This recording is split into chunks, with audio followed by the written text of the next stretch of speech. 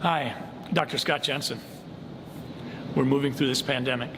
I've said for months that we would.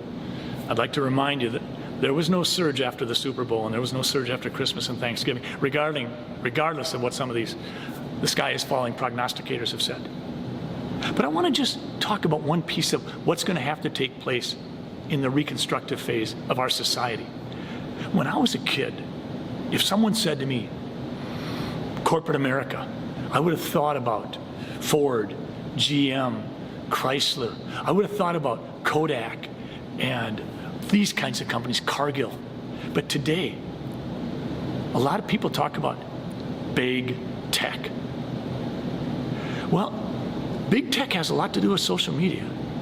And it does seem like a lot of those companies reside in a sort of a certain area of the country. But in the same way that we ask, do you know anybody that hasn't been touched by COVID-19? Because it's big enough now that none of us know someone who didn't have it, suffer from it, got locked down because of it, didn't get to go to school because of it, or died. But do you know of anyone who hasn't been touched by the long arm of big tech? I mean, if they decide to shut you down, they're going to shut you down. If they're going to cancel you, they're going to cancel you. If they're going to censor you, they're going to censor you. If they're going to tell you what you said isn't quite true, so we're going to put big across the screen, false information. Big tech is changing the way we live. It's controlling the flow of information.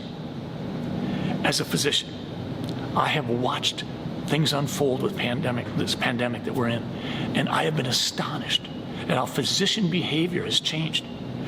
There is a great divide in the medical profession today, and part of it is because big tech knows exactly how to feed the appetites of each side. I don't know if the medical profession will ever be what we once were, devoted to science. Science being observe, measure, hypothesize, and do experiments. But maybe big tech is observing and measuring and hypothesizing and doing big experiments. They're just not telling us. Think about it.